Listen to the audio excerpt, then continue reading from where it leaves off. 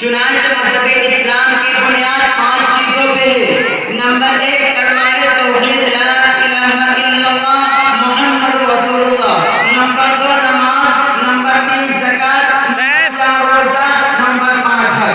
لہٰذا یہ مذہب اسلام کے اہم ارکان ہیں، اور ان میں سب سے اہم مسئلہ وہ مسئلہ توحید کا ہے، کیونکہ مذہب اسلام کی بنیاد اور اساس اسی کلمے کے اوپر رکھی ہوئی ہے کہ جس کے بتانے کے لیے اللہ تبارک و تعالیٰ نے 1,24,000 نبیوں کو بھیجا، اور پھر ہر نبی کو لوگ اس مسئلے کی وجہ سے اپنے گھر سے نکالے، ہر نبی کو لوگ اس مسئلے کی وجہ سے پتھر مارے، ہر نبی کو لوگ اس مسئلے کی وجہ سے زندگی دی، ہر نبی کو لوگ اس مسئلے کی وجہ سے ہر نبی کے چہرے پہ پتھر مارے، ہر نبی کے راستے میں کانٹے بچھائے گئے۔ اس کے بعد بھی وہ پیغمبر اس مسئلے کو نہ چھوڑے، اس پیغام کو نہ چھوڑے، اس دعوت کو نہ چھوڑے۔ تو اس سے معلوم ہوا کہ خدا تعالیٰ کی سارے خدائی میں مسئلہ توحید سب سے اہم ہے۔ اور آپ نے ہمیشہ یہ کہا، تاجدار مدینہ سرکار دو عالم صلی اللہ علیہ وسلم نے بھی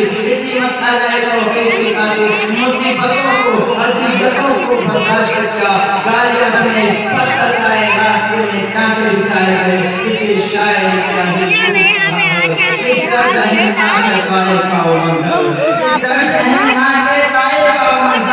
دشمن نے جہاں آپ کے بچائے اللہ نے کیا پریشان زخموں سے بدن چوبھے اور لب پہ ہے دعا، وہ نور ہدا نور ہدا نور ہدا، وہ صلی اللہ